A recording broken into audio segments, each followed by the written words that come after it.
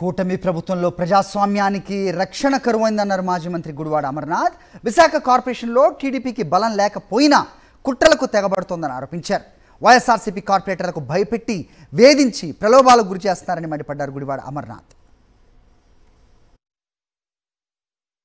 Visakhapatnam greater Visakhapatnam నగరపాలక సంస్థ గౌరవ మేయర్ గారి మీద గత నెల 21వ తారీఖున కూటమిలో ఉన్నటువంటి కార్పొరేటర్లు గౌరవ మేయర్ గారి మీద అవిశ్వాస తీర్మానం ఇస్తూ జిల్లా కలెక్టర్ గారికి లేఖ ఇచ్చినటువంటి విషయం మీ అందరికీ తెలుసు.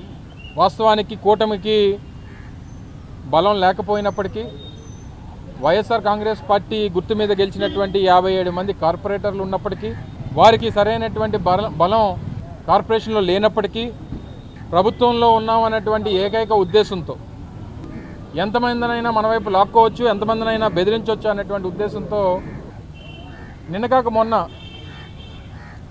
ఒక కార్పొరేటర్ గారి ఇంటికి పోలీసుల్ని పంపించి ఆ కుటుంబ సభ్యుల్ని బెదిరించి ఇంట్లో భార్య వారిద్దరు ఆడపిల్లలు ఉంటే రాత్రి 10 గంటలకి పోలీసుల్ని పంపించి ఆ విజువల్స్ కూడా ఉన్నాయి. పోలీసుల్ని పంపించి మీ భర్త ఎక్కడున్నారు, మీ భర్త కానీ రాకపోతే మీరు పోలీస్ స్టేషన్కి రండి అని చెప్పి ఆడపిల్లల్ని బెదిరించేటువంటి స్థాయికి ఈరోజు పోలీస్ వ్యవస్థ దిగజారిపోయింది.